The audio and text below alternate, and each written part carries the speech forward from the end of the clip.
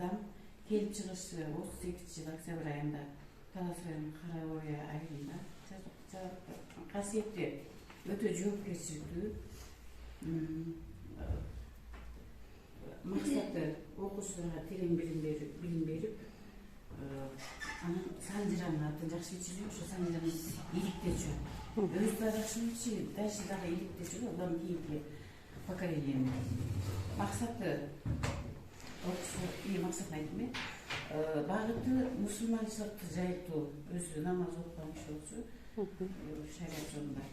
Пайдасы колунда ар тараптан мал берип, айылдагы окуучулар эле эмес, жүндүү үйдө отурган эле бош адамдар эле ошо саясатты же мусулманчылыкты жайылтканга ушу топ кылып чогултуп алып эле көчөдөн эле, мектептен эмес, көчөдөн эле чогултуп алып эле ошо өзүнүн билген эмесин жайып бериши, билген билимин баарын артырып эле да негизи. Өңү буудай реңдүү, сымбаттуу адам болчу, көлөмү албеттүү, чоң киши эле, сапаттуу, боорукер, жоопкерчиликтүү, уюштургуч жактары бар эле. Таасири өзүнүн курчап турган чөйрөгө оң таасир берчү. Өзүнө үлгү болуп, өзүнү үлгү кылып, көп адамдарды аркасында кечирчү. Жакшылыгы, той томолукта ак көңүл эле, өзү ырдачу. Жакшы көрүп калдык, анан кийин атам жөнүндө айтып, бир көзүмөн жаш чыгып барган кылдым. Анан ушу ата-энең эле эмес, любой теманы койсоң болот экен. Абдан кызыктуу экен. Биз класстер сыяктуу экен деп атканбыз, жок, класстер такыр эле айырмасы жок экен. Анан чармешимге рахмат. Гапырага айтам, шакирттер катары абдан бышыккан, насыккан, жакшы таасир алдык. Рахмат сизге. Ишиңизге ийгилик. Дагы чыгымыңыз күчөй берсин. Анан келечекте ушу агай менен сиз менен жолугушсак деген ишеним чоң. Ал нерсени сөзсүз жасап коюп эле чакырсак келишет экен. Анан кийин жол биресин төрөп берүүгө коллективдүү бар десек болот. Абдан керектүү нерсе экен, жаңы ачылыш көрдүк, ушул эле сабында. Аны ара чекесинде педагог боюнча жакшы лекцияларды окуп жоопкерчиликке жүзгөн. Рахмат, бул окуудан биз аябай жакшы таасир алдык. Керектүү нерселер көп бар. Баары менен жакшы, терең өздөштүрүп алсак болот. Талас облусунун мугалимдери, Манас району Бакай ата, Кара Буура, Талас районунун мугалимдери бизге повышенияга келишкен. 3 күндөн бери лекция болуп жатты, саат 9-дан 12-ге чейин, анан кайра 1-ден 4-кө чейин. Азыр мугалимдер айыл методикасы менен практикалык иштерди иштеп жатышат, өздөрүнүн предметине салышып. Бул жакта мугалимдер абдан чыгармачылык менен иштеп жатышат. Скотчту сурашып, кайчы алышып, эмне кылышып атат азыр билбейбиз.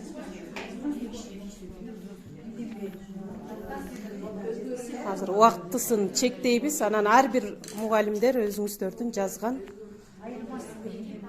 ишиңиздерди презентациялап бересиздер.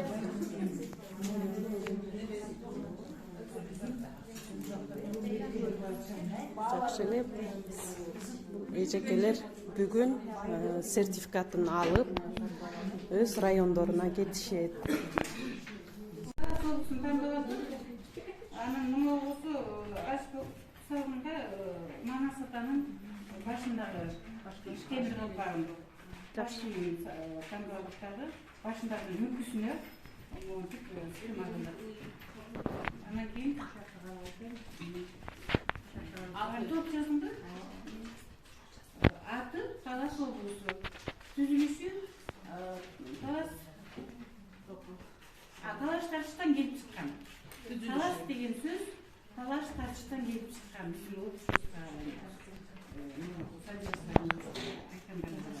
Касиети Манас атабыз колдогон ыйык жер. Кыргызстандын түндүк батыш жагынан орун алган. Орун алышы, жайланышы. Максаты башка мамлекеттерге теңелүү, бай мамлекеттерге, эң мыкты мамлекеттерге теңелүү максаты.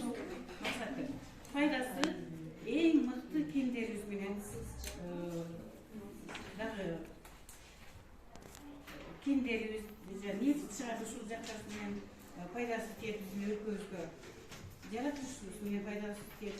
Зыяны кемди иштеткенде биздин аба кызганат дейт, жер суу кызганат, биз иштеп турган суу кызганат дейт. Ошонус менен кемди иштетүү бираз зыян тип калышы мүмкүн элге. Таасири патриоттуулугу башка областтарга караганда айкөлдүгү менен таасири бар. Өлчөмү 11.400 километр квадрат. Халкынын саны 231.800 адам жашайт. Айырмасы башка областтарга караганда суусу тунук, абасы таза, жаратылышы кооз. Ошонусу менен айырмалат. Жайлашкан орду Казакстан менен чектешет. Биз жагын ош тарапты жактан болсо Кытай менен чектешет. Ушул биздин талашыбыз тийиштүү. Асолюс айтпайбы? Айырмачылыгы эмнеде экен Таластын башка областтардан? Башка областтардан айырмасы биздин аба таза болуп, климат жылуу болгон үчүн фасоль бизге жакшы. Жер жемиштин баардыгы бышат. Кээ жерлер бышпай турган нерсенин баардыгы бышат. Өзгөчөлүгү төө бурчак менен айырмачылыгыбыз бар экен. Жакшы.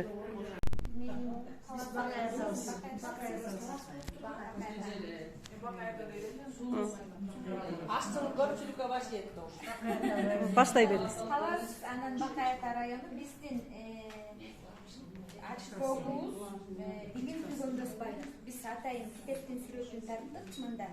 Анан билим түгөнбөс байлык деген жомуктун алдык. Мында аты ата эне, заты адам, түзүлүшү адам, касиети кежир жана мээримдүү, мазмуну билим, мүнөзү эне боорукер мээримдүү, байланышы бир үй бүлө, келип чыгышы туура тарбия берүү, максаты байлык бөлүү, багыты билимге үйрөтүү, умтулуу, зыяны өжөрлүгү, себеп натыйжасы баласы билимдүү болду, таасири жолоочу жолуккандыгы, айырмасы бирөө билимдүү, бирөө билимсиз болду. Жайланыш орду жайлоодо өзгөрүүсү байлыктан билимге өзгөрдү.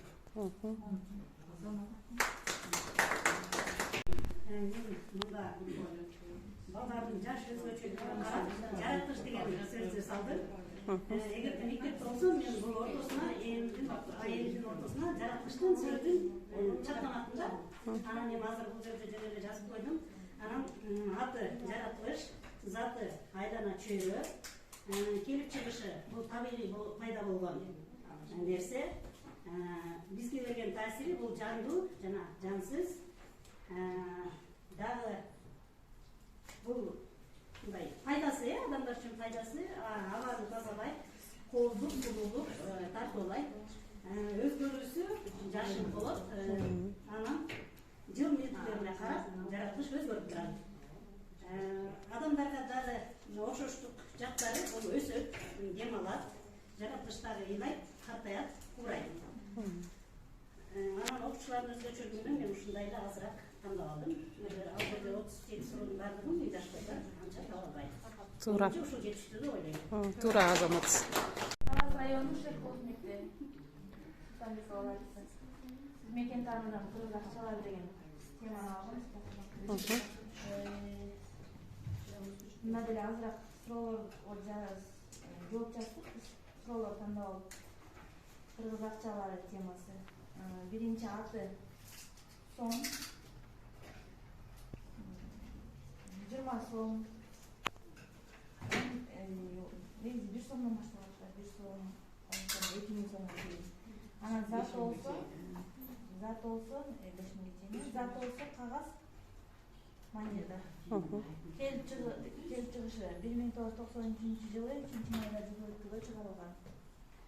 Байланышы башка валюта биздиктери менен алмашууга болот. башка валюта бүткөн менен пайдасы баардык муктаждыктарга пайдаланган. Таасири демдеректе жакшы адам. Жакшы, туура эле.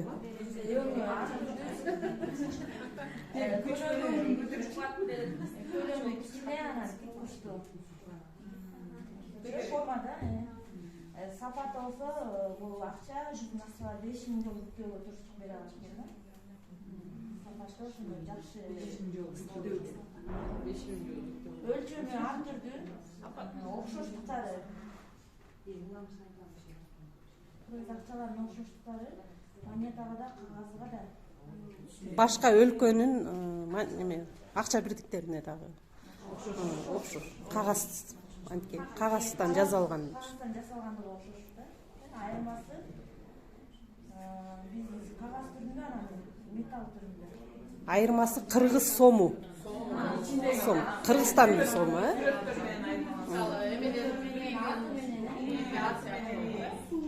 Мисалы, Россияныкы рубль болуп атат, Американыкы доллар, ал эми биздики сом, Кыргызстандыкы теңге, ошо сомун менен айырмаланат. Анан керектиги адамга керек.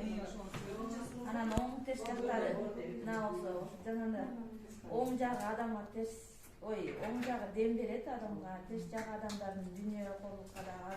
Көп түрүп да жибериши мүмкүн, акчасы көптөр. Ананда зыян болбойт.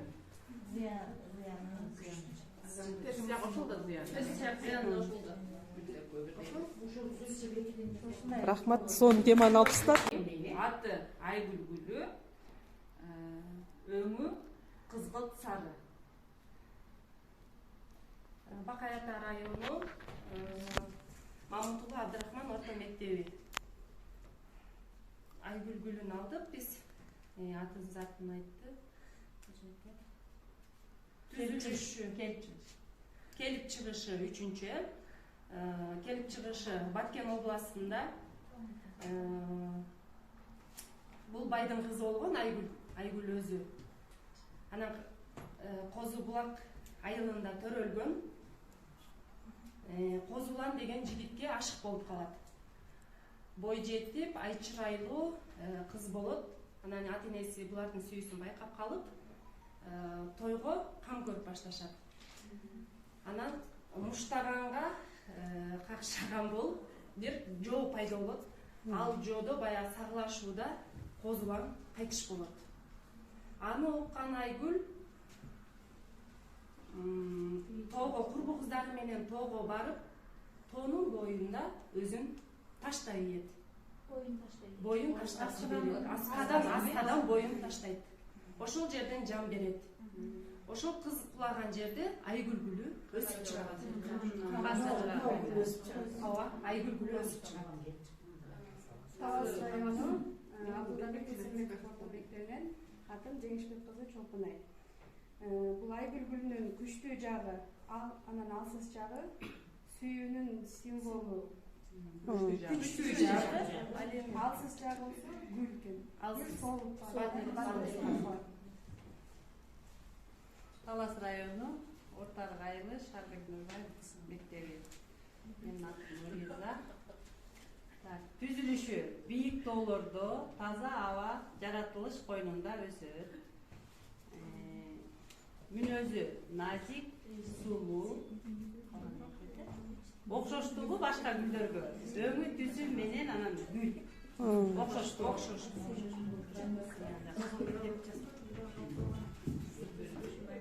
Таасири чынчылдыкка, бекем сүйүүгө таасир берет. Пайдасы аз кездешкен гүл жаратылышта, анан жаратылыш. Бакайда району. Камчыбекова шакра сиздерге айтып кетейин, биз грек жаңгагын алдык. Грек жаңгагы аты грек жаңгагы, заты дарак, өсүмдүк, мөмө.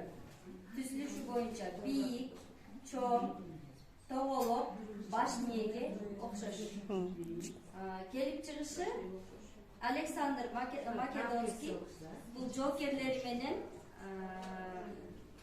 салгылашууда жүргөндө Ушу Кыргызстан тараптан өтөт дагы ошол жерде бир жердин ичи ооруп, ичине дартка даба эч нерсе таппай койгондо грек жаңгагын алып ошол жерден бала грек жаңгагын жеген болот да, ошо менен ич өткөнү басылып калат баланын ич оорусу. Ошондо Македонский айткан бул жаңгакты дартка даба жаңгак экен, буну биз алып кетели Грецияга дейт. Ошо менен Грецияда бул грек жаңгагы болуп калып калган. Антпесе бул Мухаммед пайгамбарыбыздын эмеси болгон. Жок, Арсланбап деген шакирти, мындайча айтканда кызматчысы болгон. Ал Арсланбап деген токойдо бир эле жаңгак деле эмес, алма, өрүк, ар кандай өсүмдүктөрдү өстүргөн, ошолордун ичиндеги пайда болгон бул жаңгак. Буну ошон үчүн бизге Жалал Абадда пайда болгондагы бул бизде Арсланбап токойунда деп айтылат. Касиети болсо бул ден соолукка пайдалуу касиети бар. Өңү күрөң, сапаты катуу, пайдасы чет өлкөлөргө экспорттолот. Ал эми жакшылык болсо жаратылышка кооз көрүп берет.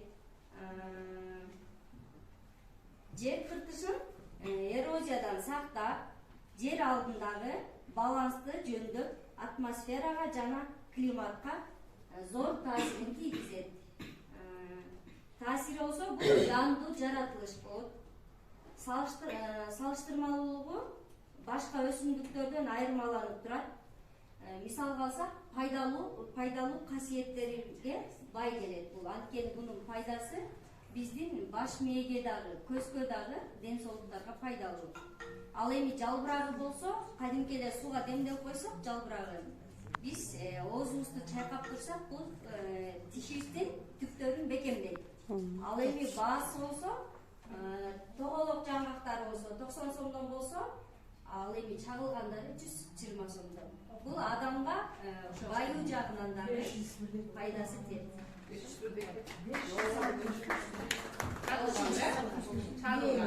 Бейшен Салтанат Бейшенова, сиздин өткөн сабактарыңыз бизге аябай чоң таасир калтырды. Биз өзүбүздүн мугалимдик эмгек жолубузда сизден үйрөнгөн көп нерселерди пайдаланып, энелер мектебин уюштурганга жана айым системасын өз сабагыбызда колдонуп, дайыма Гапыр Маданиянов агайдай болуп, мыкты мугалимдерден болууга аракетибизди жасайбыз. Халыктан ушинтип, эл үчүн кызмат кылып жүрөбүз. Ушул жумадагы билимибизди жогорулатууда көптөгөн айырмачылыктар болду. Айырмачылыктарды байкадык кыздар менен. Мисалы, Дүйшөнбүн баягы Чыңгыз Айтматовдун чыгармасындагы Дүйшөнбүн ушул убакыттагы бар экенин дагы кечээ бу видео болуп атканда салыштырып отурсам, оказывается, чын эле Дүйшөндү атырат экен. Оказывается, чын эле алтын ай бар экен. Мен ошону байкадым. Мен адегенде өзүмчө ойлодум, Асылсанын Дүйшөнү го депчи. Анан чындагы Дүйшөнбү айтышат деди Салтанат Бейшенова. Анан кийин ушул бизге ушул айырмачылыктар абдан жакты. Анан класстер менен ажыктын айырмасын байкадык. А класстерде болсо биринчи класстын окуучуларына деле мисалы гүл кандай болот, өңү кандай болот, анан кайда өсөт десең, нөлөө класстын окуучулары жооп бериши мүмкүн. Ал эми ажыктыкка болсо даже мугалимдер изденет экенбиз ар бир нерсени жооп беришке. Старший класстын окуучуларын таандык экен да. Анан жакшы окуган логикасы күчтүү балдар болсо, биринчи класста ар бир жооп берсе болот экен. Эми Кудай көрсө, өзүбүздүн иштеген жерибизге барганда ушул ажыктык боюнча аракет кылып баштайбыз. Мугалимдер арасында, старший класстар арасында мисалы чоңоюп калган балдарыбыз бар, өзүбүздүн эле бар. Мурда начальный класста окуткан балдарыбыз бар. Өзүбүздүн мисалы экинчи класста окуткан мен ошолорго дагы аракет кылам. Ошол суроолорго жооп беришине аракет кылам. Ошол бизге абдан жакшы таасир калтырды. Ушул методикаларды Кытайбыздын мектепке барып жайылып турганга аракет кылабыз. Салтанат Бейшенова, сизге рахмат. Бизге өзүңүздүн таасирдүү сөздөрүңүз менен, жакшылыкай видео сабактарыңыз менен Гапыр Маданиянов агайыбыздын өзүнүн баягы элге таасирдүүлүгүн сиз бизге жеткизе алдыңыз деп эсептейм. Рахмат, сизге ишиңизге ийгилик. терең түшүндүк. Бул мен китептерин негизи 2 жылдан бери издеп таппай жүргөм. Ошого сиз аябай себепчи болдуңуз. Сизге Алла ыраазы болсун. Андан кийин бул агайга эң биринчи ден соолук каалайт элем агайга. Ден соолугуңуз бекем болсун агай. Ошо сиздин бизге берген методдоруңузду биз ар убак пайдаланганга сөз беребиз. Менин дагы сизге бир кыялым ошо сиз менен 1 сааттык убактымды өткөрсөм жакшы болмок. Эгерде Таласка келсеңиздер, сиздерге жолукканга аябай аракет кылып, ошого Кудай насип этсин демекчимин. Ошо сиздерге терең ыраазычылык, ушул повышенияда сиздерге же ошо методисттерге баарыңыздарга. Анан баарыбызга бекем ден соолук, баарыбыздын балдарыбыз ыймандуу болсун, билимдүү болсун, жогорку деңгээлдеги инсандарга жетсин биздин балдарыбыз. Баарыңыздарга чоң рахмат. Азыр мугалимдер, айыл жеринде мугалимдер жанагы Дүйшөн агайга суусап тургандай учурда келип мындай чыгарылганы мен үчүн аябай кубанычтуу болду.